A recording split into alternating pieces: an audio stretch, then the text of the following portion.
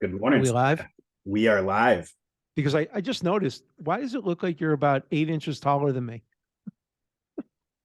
It's your stand-up desk is too low. Maybe I should stand up. You should. You should roll. There you go. There you go. It's funny, right? Stand up is right here. Yep. Okay, Yeah. sorry. I'll stop No, it's fooling all, around. it's all good. We're doing. We decided to with the podcast right now is really start with your journey and your story, right? Like, let's start with where you are, kind of with your business. How did you retire at 47 years old? Um, yeah, a lot of things happened. First of all, I have to say I was lucky, right? I mean, um, I started out like just like everybody starts out, like with nothing. I mean, I literally had a desk in a room, and this was before the internet, really.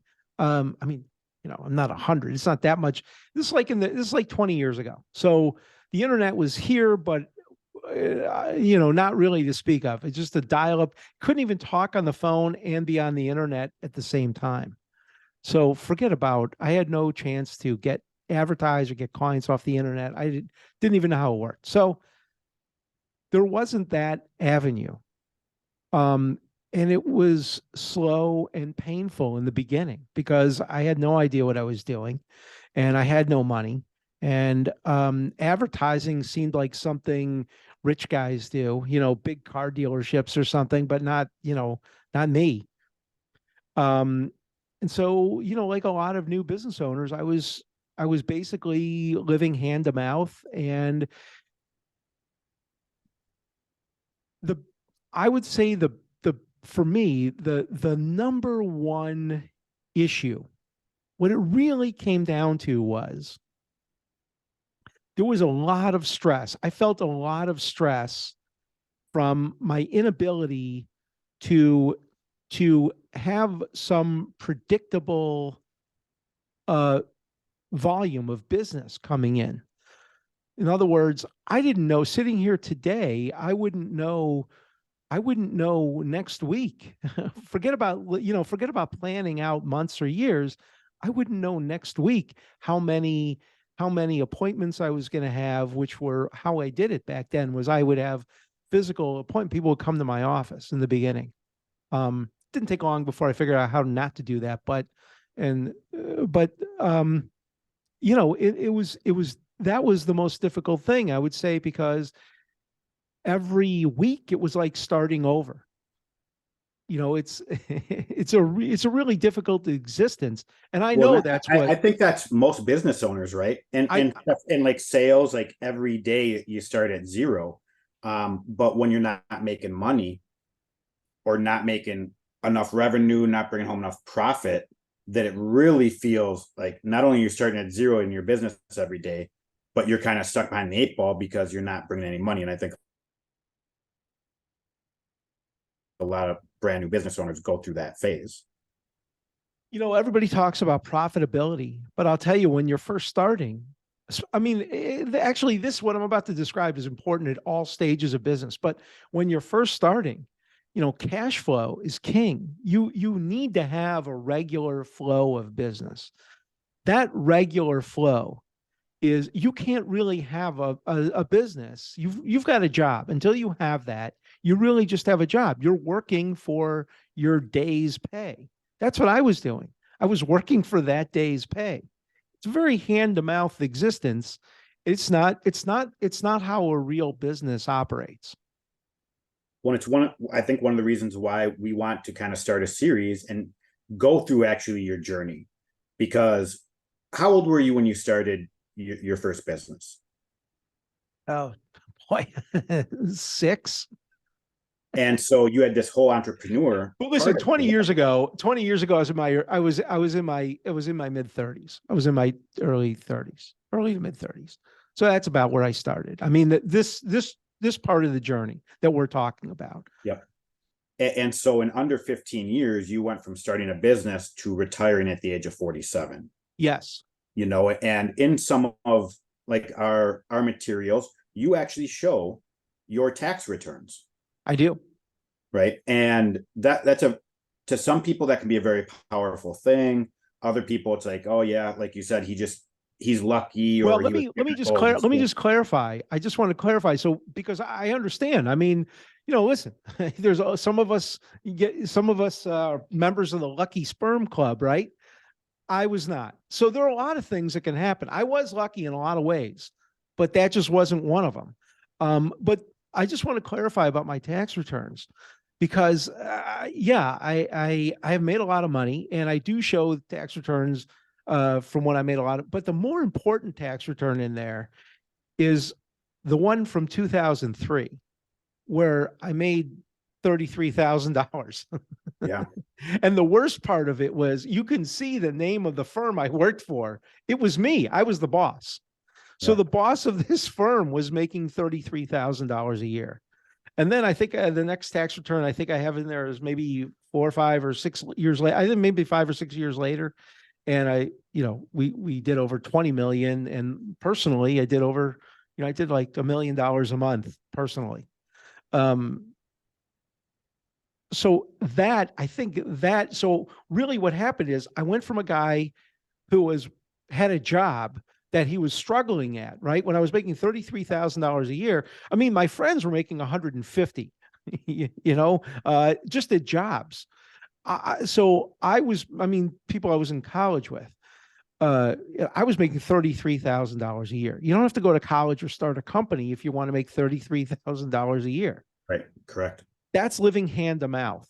That is, everybody listening to this understands how uncomfortable that is. Yeah. All right. Then I think what we really want to highlight here is, okay, you didn't win the lottery.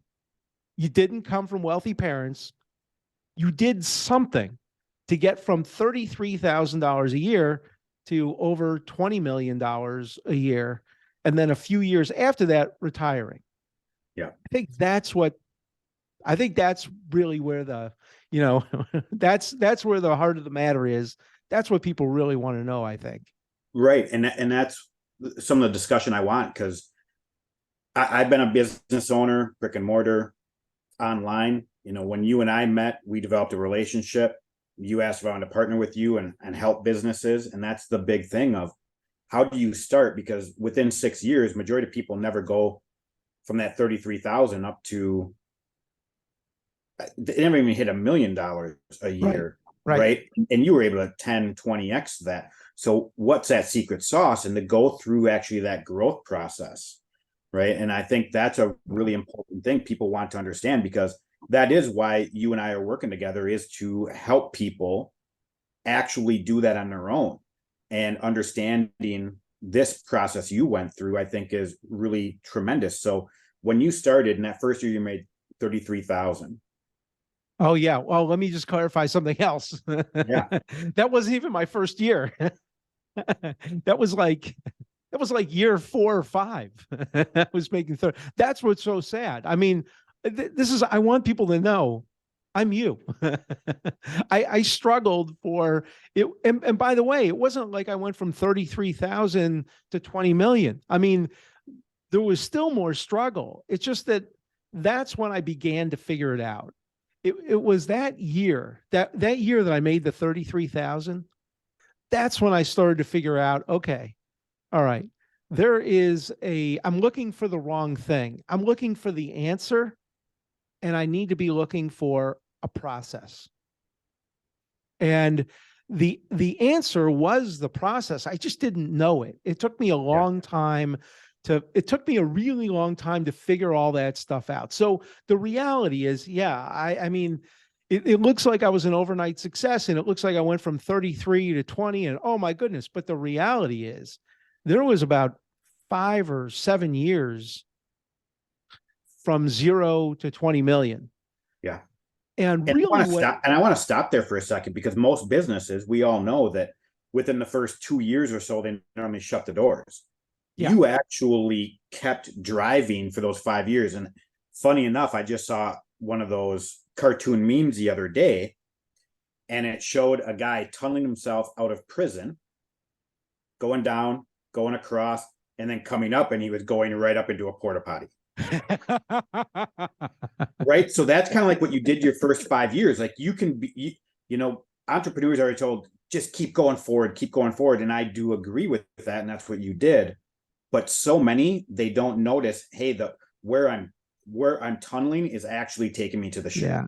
Yeah. Right? And And you made that shift in year 5. That's the key thing. Yeah. And then it still took a few years to figure out, right. How to work it so that I could make that system, that process work for me. And that's where the big money, that's really where things changed.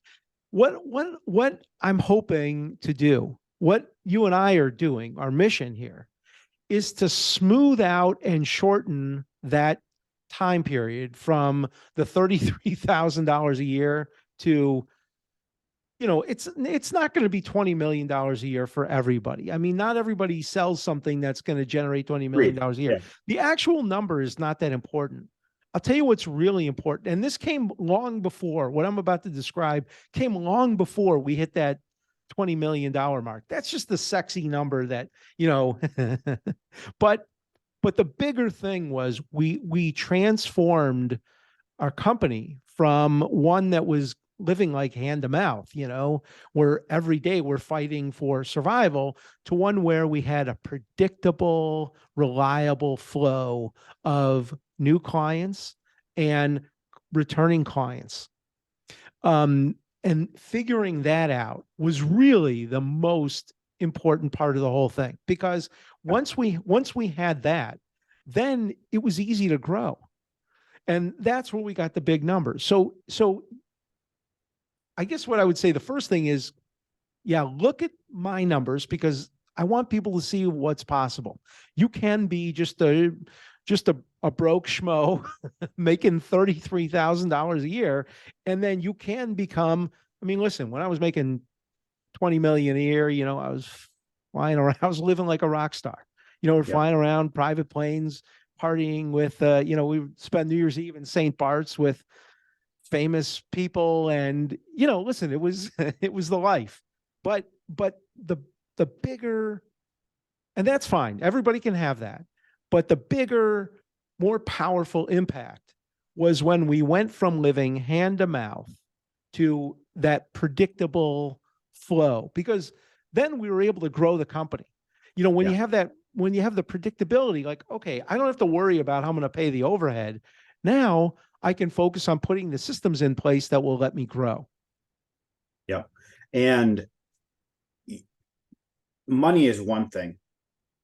Time is completely another thing, right? Yeah. You look at that first 5 years, again, majority of people quit or close up shop or file bankruptcy at about year 2. You were able to keep going for another 3 years before you finally figured it out, where a lot of people are in that first piece.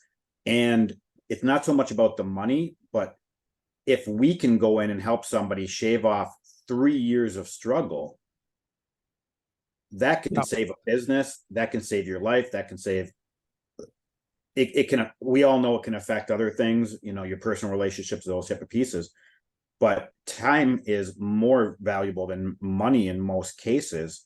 And a lot of businesses that we work with are at that verge of, if they don't make a pivot now, they might not be in business in a few months or maybe the next year. And that's the key thing of going through like your journey, is to really have people look at, okay, where am I now in my business? What's the next step? Because every business, has multiple stages, from startup to their first million to the first 10 million, so on and so forth.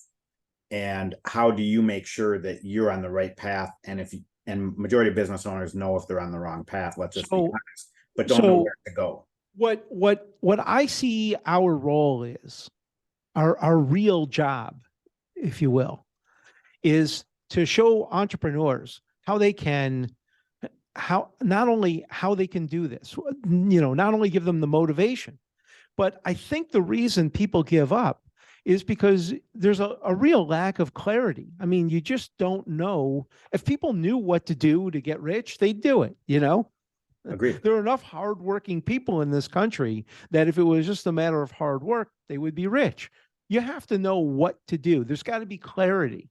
And that's what I didn't have. That's why it took me so many years. It was trial and error. I have this I can't recall where I used this analogy, but imagine you're in a rowboat and you're going to row from the United States to Europe across the ocean, and you're not going to take a compass, you've got no map, and you're doing it at night in the dark. You want to get to Europe, but you have no idea, where you're going and or how you're going to get there, or what you're going to do next, and you have no resources. Yep. Just knowing what step to take next, I think, is a game changer for a lot of people. Agreed. And let's kind of start with like that first 5 years of business with you. It was kind of all about the same. So we don't need to start, hey, this is what I did year one, this is what I did year two.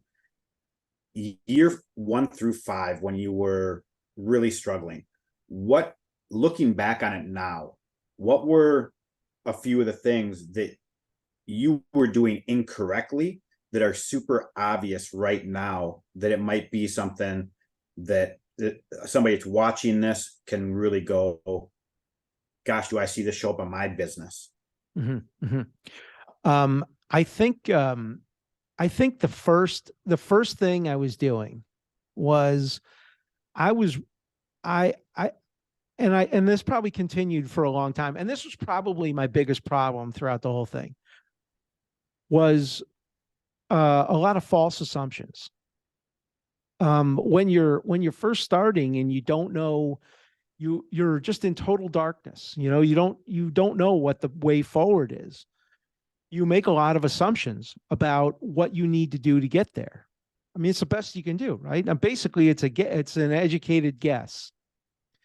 So some of the things I assumed were that I needed to advertise. I needed to spend a lot of money advertising. I needed to advertise to as many people as I could possibly get to hear my message, which meant spending a lot of money on volume of message. In other words, you spend more money, you get a louder voice, right? So that was the assumption that I made. And those were all false assumptions that cost a lot of money and ended up costing a lot of time. Just to be a little bit more specific on one of those, I mean, take the idea about advertising to everybody. I think a lot of business owners get the idea that they want to, or that they need to get the word out to as many people as can possibly hear it. And geez, how many times have you seen brand new companies advertising on the Super Bowl? Yeah. And then you never hear from them again. Being able to scream louder to more people is not going to help you. And for me, it proved very, very expensive. And there were a couple of times when I was operating under that belief when I almost killed killed the business. I'm speaking figuratively. Almost killed the business because I was spending a lot of money. There was a time when, during that period, to get from when I was going from the 33,000 to the 20 million, I began advertising bigger and bigger. And at one point I was advertising, this was on television, I was advertising across the whole country. So tens of millions of people, and I was on cable TV across the country. Tens of millions of people were seeing our commercials and they were calling. This was, I mean, you think about what you're praying for before you pray for it, because it might come true. I mean, right. I wanted the phone to ring. Now I was going broke answering all the calls, trying to find the few qualified clients in this mass volume. Can I add a couple things in there? Sure, please. You're talking about, it's funny, kind of speaking to the masses, right? I started having flashbacks, and so many people take a certain way of doing business because that's what they've seen other people do, or they were taught that from somebody else. And oftentimes it wasn't even successful. You're just, hey, someone else is doing this, I'm going to go do this. And as an example, like when I worked at Gold's Gym. I would pay high school kids like $25 to go out and flyer a parking lot. Right. So they go out and put out 1,000 things underneath someone's windshield. We had more people complain and say, you do that to my parking lot again, we're going to call the cops.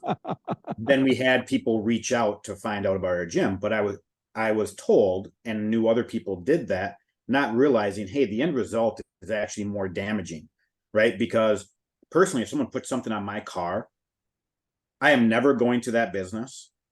I just won't. And going, I think hey, I think the reason a lot of people were go. I think the reason a lot of people were telling you to do that is because that's what they were doing, because That's exactly it. because that's what they could afford to do. I mean, Yep. and that and that's the wrong way to think about it. Now, of course, you can't do things you can't afford to do, right? But Yep. but it's much more important to have less volume and more clarity with regard to who you're speaking to and the message. So if, in other words, put this in a concrete, if instead of spending a fortune to advertise to everybody in the country, I had just spent a little bit to advertise to the people that were most receptive to my message. In other words, if I had taken the time to find out who were going to be who the people were that were going to be my ideal clients and where they are, and then I had just gone there and advertised to them, I would have spent less, I would have made more, and it would have taken a lot less time. Yeah. But I didn't And know I that. experienced that as well. When I worked at Assurance Health and sold health insurance, right? I Yeah. worked in a call center. So I sold to 48 different states for health insurance. We did individual medical policies. And they would run ads on TV like what you did. Now, it was always interesting between, being in Central Time between 10 a.m. and 1 p.m., I would get a ton of calls from people. I would say 99 out of 100 of those were unqualified and they weren't able to get our insurance for one reason or another. And majority of those people that were calling in were actually because the advertising was going on Jerry Springer show and Steve Wilkos show. Mm-hmm. So that you're just mass marketing, you're getting someone to call, they're not even qualified. Exactly. And so you're wasting 3-4 hours of your day. That insurance company was paying. So the insurance company you were working for was paying to advertise, and then they were paying you to screen the calls. Essentially, correct. Yep. And you waste tons of money, tons of man hour. It really is a bad Well, not only that, situation. but you're not selling. You're not actually selling insurance. You're screening people, and you're screening people out. And the other problem I had, which your insurance company obviously had also, is I didn't have anything for the, I mean, let's say I'm being generous here when I say 1% of the people that were calling us were qualified, could have been qualified leads. Yeah. It's probably way less than 1%. It's a long time ago. And I don't know exactly, but let's say your funnel is so large that your most of your money is going to screening those people out, and if you don't have anything to sell the rest of the people, then you've wasted all that advertising. There's an old joke in advertising that 95% of all the money spent on advertising is wasted. The only problem is nobody knows which 95%. Well, there was a time when, like old advertising guys would just chuckle about that and walk away. Well, you don't walk away. It shouldn't be like that. You should know exactly who you're advertising to. You should have the thing you need to say to them to dial in to get them attuned to your message. That messaging, that needs to be dialed in. And then you need to have something to offer them that will, that is enticing and compelling. Yeah. So the problem I had, and your insurance company, I was spending all this money, is getting all these calls in. The overwhelming majority, not more than 99%, I had nothing to sell to them. I had nothing for them. Just had to throw those calls. That was all wasted advertising. Yeah. And there's multiple pieces really there that should be unpacked. So number one, of social media is the same way, right? Like, so talking about TV advertising, social media is the same way. If you're advertising, you can hit a million It people. doesn't matter where you're advertising. Correct. It could be Facebook, it could be YouTube, it could be Instagram or TikTok. Yep. I haven't advertised on TV for years now. It's all on the internet, and it's much more economical, and that's where most people are. But it doesn't really matter what the medium is. It's still, it's the principle applies. In fact, it applies even more on the internet because you get so many more responses. I mean, think about it. When in the old days when I was advertising on TV, I would pay according to the size of the audience. Now on the internet, the audience can be literally hundreds of millions of people. Yep. Just advertising on Facebook, you can have an audience of hundreds of millions of people, and it doesn't really cost any more to advertise to all of them. So why wouldn't you? Well, the reason you wouldn't is because it would be wasted. It would be so much better I mean, listen, pick a business. You know, if you're in the business, if you're a commercial landscaper, right? You don't want to advertise on the TV or in the newspaper. Most of the people are going to be homeowners or renters or people that don't have commercial property. Yeah. You want to only speak to commercial property managers and owners, people that might actually hire you. Yeah. Right. And then you want to have a message that speaks specifically to them. Now, this video is really just this podcast is really just meant for an overview of how we, the timeline. We'll get into the weeds more about specifics, the specific fundamentals and the system that we developed to do that. But that's in essence the big problem. Is there was a lack of clarity and a waste of a tremendous waste of resources in the early days. Well, and you just, bringing that up, I was just going to ask you let's give the people really an actionable thing to really look at their business, because we just brought up, you can advertise to 100,000 people or 1 million people, right? Like the quantity doesn't necessarily matter. It's what you're saying to the people, because you and I both experienced that if we get 100 leads in and 99 of them are unqualified, that's horrible. Where if you get the marketing and the messaging piece, you can actually disqualify those 99 people immediately by what you're putting in front of them. So never. Wouldn't it be better to get 3 qualified people? That's my point. And two of them, it's not a good fit, and one of them it hits. I mean, now you've only paid to get 3 people in the door, and you've converted 33% of them. If those were the numbers, boy. All right, let's talk about. Let's give people. I like that idea. Let's give people something they can do specifically. Here's the first step, the very first step. Okay, you got to figure out who it is you want to sell to. You have to know your ideal client. And I want to be clear on this. This is very important. This is not an average of all the people you've serviced before. So for people that are in business, I don't care if you got a restaurant or you're a hair salon, or if you're a commercial landscaper or an architect or a doctor, it doesn't matter. In the past, you have been working for every single person who is willing to pay you some money. That's what I did. That's what we all do, right? Because we think that's what we got to do. We can't turn down money. We got to do whatever we can do to get as much money through the door so that we can be successful. Can we stop there 1 second? Sure. I know that there's going to be a lot of people that are watching this that are going to say, "Oh, I've already got that figured out." Yeah. Okay. And I really truly believe that 99 out of 100 business owners truly believe that. Uh-huh. But they actually don't. And I think sometimes a business owner has to really take a step back, take a hard look in the mirror and be honest with their business of who it is I'm trying to sell to, And is my messaging speaking to that? Because lots of times, again, they think that they have it right when they don't.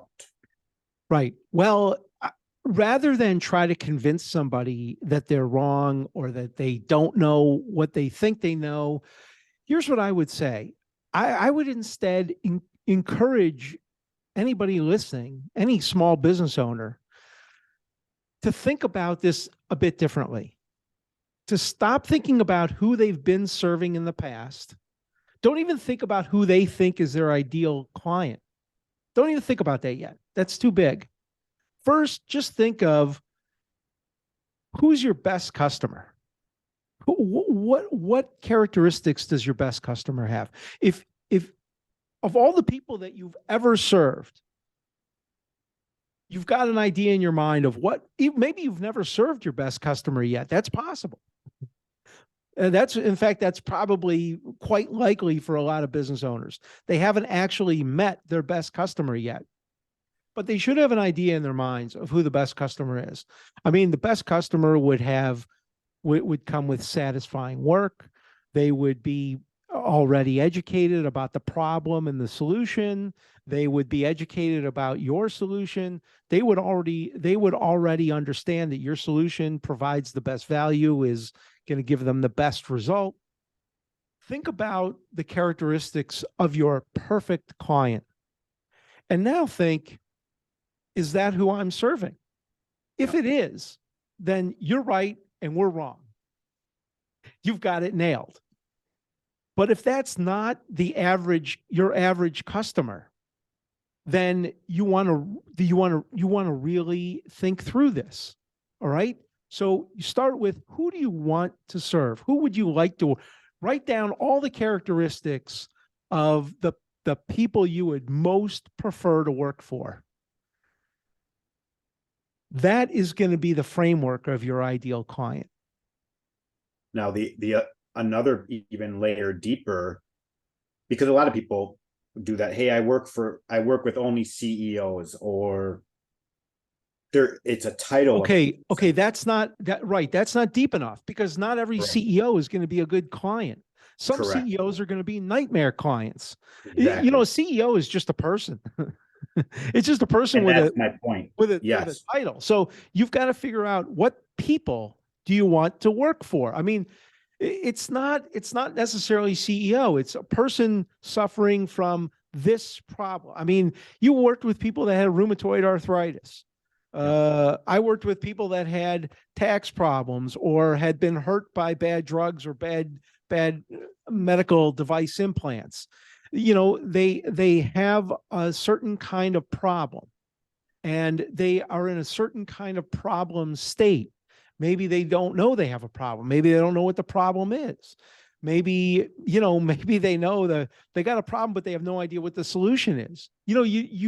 People are in all different states, and not everyone is going to be right for you. In other words, it could be a CEO who's got a problem. Like I said, CEOs are just people. So let's say you're a physical therapist, or let's say rheumatoid arthritis. CEOs get rheumatoid arthritis, don't they? They're not immune.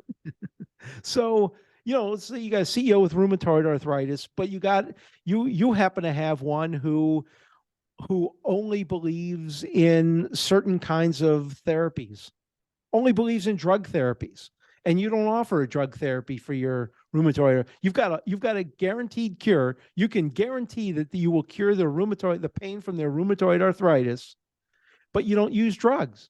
Well, the CEO who wants to use the drugs, he's not going to be a good match for you, right? That's what I'm talking about. So he's not your ideal client. Yep. So your ideal client in that case would be somebody who is looking for alternative therapies to drugs, right? Yep. Now you have to even go a layer. If we use that example, you have to go even a layer. Yeah, I know. Listen, right? I don't want to keep here. So the thing is, we want to give people some action they could take right now. Yep. And I think the starting point would be to consider who it is you've been working for, who you really want to work for. Get that clear.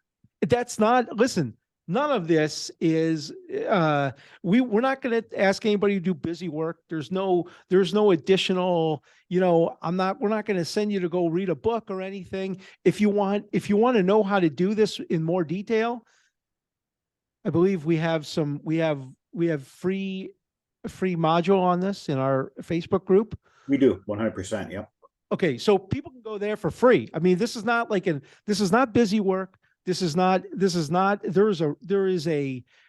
is a real monetary purpose for this exercise, and it's the starting place. Think about it like this. If you can narrow down the group of people that are most likely to be interested in what you're selling, then you don't have to spend very much to speak to them, right? Because you know who they are. So I was spending a fortune just trying to find the people. You don't have to do that. You'll know the people in advance. We'll work on the next step. We'll bring this more into clarity. And the next step will really be what you're going to say to those people. I don't want to get too far into the second step before we solidify the first one, but that's going to be the next thing, is dialing in the messaging so that you're saying the things to the people you need to speak to that are going to get those people to seek out your solution. Yeah, agreed. And I wasn't even going to bring up the messaging piece. I was, when I could target people that have rheumatoid arthritis that wanted a natural way to do it, that's completely fine. But I realized that next layer, and the reason why I failed so much, is because I was still speaking to the wrong individual. Of the person that had rheumatoid arthritis, was looking for a natural way. The message, basically, that you want to find out the identity of the person, because the big identities that lots of times people will call and book, that's where people are also attracting that wrong person, because they're speaking to the wrong identity of the individual and who they are. And that can have a drastic effect. And that's why figuring out that ideal customer in so many levels is super important, because otherwise you're not going to get the messaging right. So looking at that first 5 years, so this piece was a major factor in you changing, that helped you get major results. Was there something else in that first 5 years that you can look back and go, I was also doing this wrong and I should have fixed this a lot quicker, that you can think of? Yeah, well, I mean, that's what that first 5 years was about. So, yeah, one of the other things I was doing wrong was I was trying to be everything to everyone. So this wasn't, so there was the first problem was I wasn't targeting my audience. I wasn't identifying my best clients. But the second thing was, I was taking anything. I mean, literally any kind of case that walked through the door, I would take it, because I felt like I couldn't. But that was actually causing me a bigger problem I didn't realize, because then I was paying people, my staff, I was paying people to do the work for these clients, but it wasn't, it was like,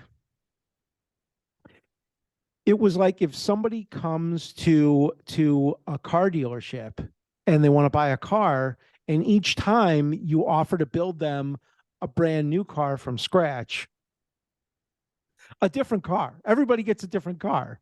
General Motors or Ford figured out a long time ago the assembly line. And we basically, and I think this is common in really small businesses, you do the opposite of the assembly line because you don't want to tell anybody no. It's a big mistake. That's a big mistake, because then you end up trying to service everybody. It costs a lot. You can't do as good a job. I remember in the early days of the Model T, Henry Ford said you could have whatever color you wanted so long as it was black. Yep. Now, listen, maybe this doesn't mean there weren't people that wanted blue or red cars, but they weren't going to get it from Ford. And that was the beginning of the big automobile industry. I mean, that's actually a perfect example of what happened, right? The automobile, first of all, before Ford, or at that time, there were lots of car companies. There were car companies on every corner, every town had car companies, but they were all doing it wrong. So there were there were like hundreds of small car companies all building cars from scratch that were the cars were no good. The people they were mostly they were expensive. People couldn't afford them, and most of those companies went under. Yeah. Ford figured out a way to put that on an assembly line. So he only offered one car, but he knew who his customers were. He was offering that car to a specific subset of the population. He wanted to build cars for the working man. That's what he did. And I worked in restaurants for, basically 10 years of my life as well. And, using that as an example, you can go to your franchises, your Chili's, your Applebee's. They all have the same appetizers. They all have the same burgers. They all have the same pasta. They have the same salads. Everything essentially is the exact same, right? And they're just trying to mass market that, hey, now if a family of 4 comes in, everyone's going to have something. The kid will have macaroni and cheese. The dad will have a burger. The mom will have the fish. The other kid's going to have chicken fingers, right? And no matter where you go, you're getting those options. And you look at a high-end restaurant that you go out to, you pay a premium price to get a premium quality food and experience. They don't have all of those options out there. And it's kind of the same thing of, if you're trying to service everybody, it can put you in a really bad situation. It was, in a way, it was what held me back as a personal trainer, but also made me a better personal trainer. Because I would take anybody and everybody, because I was just trying to make money, but I was selling myself way short. Once I realized, hey, these are the people I want to work with. This is what I'm going to be really good at. All of a sudden, I doubled my rates and cut my hours in half. And that's really the importance of what you're speaking about, is finding essentially the right lane to be in. And if we use Ford as an example, here's all we're going to do, and we're going to be extremely successful and the best at it. And that's what most businesses have to really look at. They ultimately did other things, right? Ford ultimately came out with a whole bunch of cars and trucks and colors and styles, and just like any other car company. You could do that too. And I want people to know, we're not saying that you have to stick to one narrow thing forever, but you do have to start there. So in my own business, I did away with everything else I was trying to do. I no longer did the things that I no longer did anything anybody asked me to do for money. And that was big. That was a big deal. That was a big change for us. Let me ask you a question.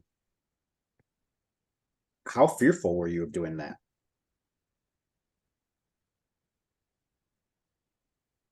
That's a good question. Throughout this process, I don't remember ever being fearful. Now, I remember sleepless nights. I remember stress. I remember worrying that first house that we bought, where the mortgage was $3,000 something. I mean, that buying that house put me over a half. I mean, the house was, I had student loans and we had the house. I talk about this in the I think I talk about this in one of our videos. I have like $500,000 in debt. I never doubted that it would work, that what I was doing would work. I was very frustrated with my pace of progress. I imagine a lot of people listening will feel this way, will understand this feeling. I felt a great sense of frustration of, when is the breakthrough going to happen? What do I need to do? I felt like I was doing a lot. I was advertising. I was spending a lot of money on advertising at that point. And I was hiring people. I mean, I was doing what people say. You got to work on your business, not in your business. You got to delegate. I was doing all these things. And still I did get to a point where I had like a regular flow, but I still didn't have the breakthrough. And Yeah. so I was, I was frustrated, a lot of frustration. When is that breakthrough going to happen? Well, and the reason why I asked the question is because us having this conversation, it's funny, and I'm sure you're going through it as well. When you think about your past, like how much you can put yourself in like that day, that month, that situation, and it's like, oh my gosh, like I'm right back there. And all the frustration, like you spoke of, I've been through that as Oh well. yeah. Yeah. And when I make By the way, I feel it. When I talk about it, even though it's 20 years ago, my kids are grown now. yeah, I still feel it.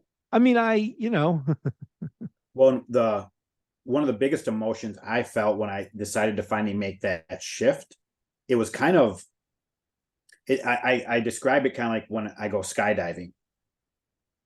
You get to the edge and every part of your physical being is screaming to go back into the plane. And all this fear rushes in, but at the same time, physiologically, that emotion, that feeling is the exact same thing as excitement. And once you go forward, that same feeling now turns into excitement and having a great time. It's just your exhilaration. perception on the situation, right? Yeah. And the reason why I asked about the fear piece, because when I decided to finally make that major change, fear kicked in, doubt kicked in on one side of me going, I'm going to be giving up 40% of my current revenue to do this. Like this has to work. And that was where doubt and fear kind of kicks in. But the same on the other side of that coin, there was so much excitement going, this is actually going to be the breakthrough. Even if there's a month or two that I take a little bit of a hit, I know this is actually the thing that's going to skyrocket me forward. And it did. And that's where that excitement kind of feels going to. Because I think that's one thing that might prevent some business owners and some people we've talked to and worked with that moving forward, that finally step out of the plane to get that excitement and step away from the doubt and the fear. That's a choice I think we all have to take, because you can't stay in that frustration point of like you're talking about. All right. Listen, the best I can tell people is this analogy about, well, 2010, so 13 and a half years ago. I took up mountain climbing. I was like in the worst place in my life. I was going through a divorce. I was hugely fat, and I was in terrible physical and mental shape. And uh, a couple of buddies of mine, good friends, they were avid mountain climbers. I used to make fun of them, by the way, for mountain climbing. Be like, why would you climb a mountain when you fly right over it? um, but I am terribly afraid of heights. And some of these places we were going, I mean, one of the first big trips I went on was I went with my buddies. We spent a month climbing in Nepal. Unbelievable trip. But a lot of these, a lot of these, you're very remote mountainous villages, and in a lot of places, no villages at all. Just sleeping outside or sleeping in tea huts. But there would be these bridges. Some of these bridges were like 1,000 feet off the ground, and underneath it would be these rivers, raging rivers. It sounded like a freight train. That's how loud it was. And these bridges, I mean, they're not built by the U.S. Army Corps of Engineers. They're built by Sherpas in Nepal. And mostly they're covered with prayer flags. That's not reassuring. And these are cable bridges. They're just suspension, just cables holding Yeah. them up. And I'm thinking, what am I doing? What am I doing here? I mean, I'm a guy who likes to, I like to live easy. They call me Cupcake. That's my nickname in our group is Cupcake. I'm soft. I like it soft. But here I was in a situation where going back wasn't an option. Going back was as bad as going forward.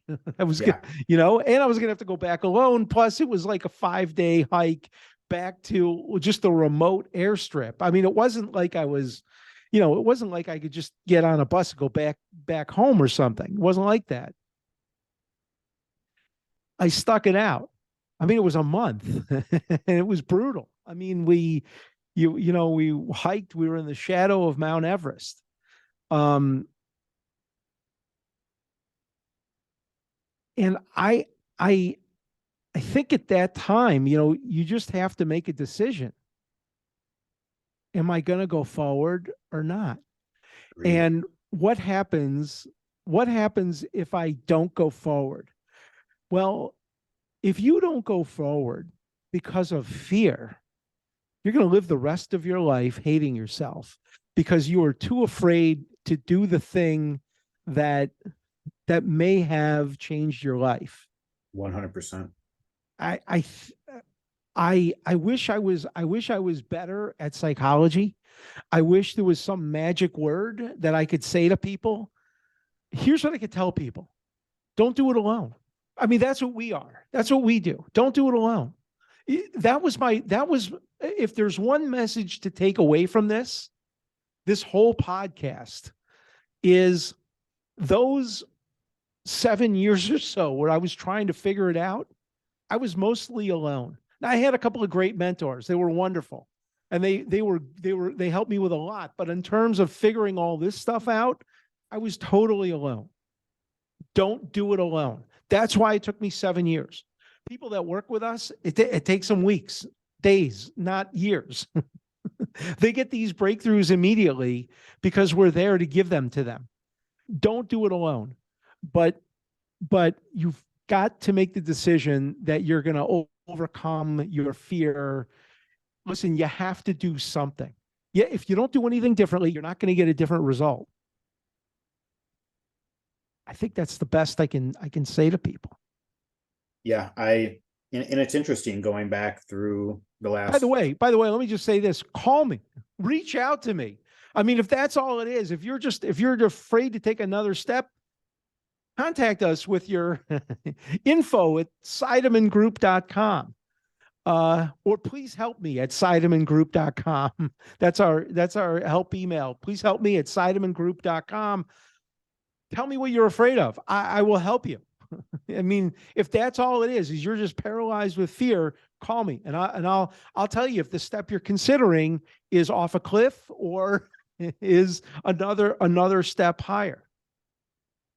I couldn't agree more. And the next few pieces of us going through your journey, because we're basically wrapping up about year 5, where now things are going to start taking off, and this is where business growth happens, and there's a lot of variables that go into that. Just touch base on a previous part of the conversation. It's not that you can only sell one thing, because some of what we talk about, upsells, downsells, cross sells, Sure. all of these different variables that really. But once you got this first piece, that was the difference maker. And so we're going to go through all these pieces. Also you have to look at, hey, are you growing and scaling, hiring people, managing people? It becomes like Legos. Yeah. Lego pieces, they snap in, right? It becomes like that. So when you have the foundation, then it just becomes so easy to snap the building blocks on top. Agreed. 100%. All right, good. Well, I'm glad we had this first talk, and I'm super excited to go over the next piece of this journey. And it's so great to hear. I've heard a lot of, and I know you personally, so I know a lot of the journey, but also I don't know a lot of the little nuts and bolts. I know from what I went through, so I can assume I know what you went through. And so getting this information out is also really helpful for me because it's helping me learn quicker. I know that you're a lot like me, that when you're coaching people, working through things, you learn faster. But also hearing from someone's journey, how much importance that is to get a clearer picture, because there's half Absolutely. of me do it yourselfer. Yeah. And then half of it is I'm someone do it for me type of situation, where bringing a coach in. And it's interesting, you kind of brought that last piece up there of, hey, if you need help, reach out, right? Like Yeah. if you're stuck in fear, Please just help me. we Please can help point me you at directly. SeidemanGroup.com. Yeah. Because I can look back through my whole life and I would spend a year or two online reading books, doing my own thing, practicing, learning, boom, boom, boom. And then I would get to a point of going, I'm not progressing any further. And then I would have to hire somebody to help me with that next step. And I would oftentimes go, I should have done this a year earlier.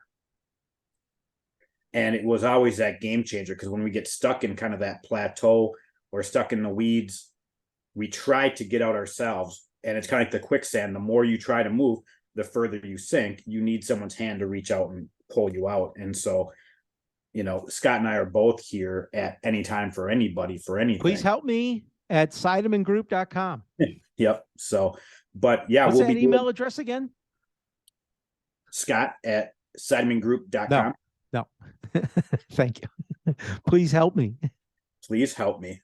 at Seideman Group. How do you spell Seideman? Like it's spelled on the screen there? SEIDEMAN Yep. Group. Let me ask you a GR question. What?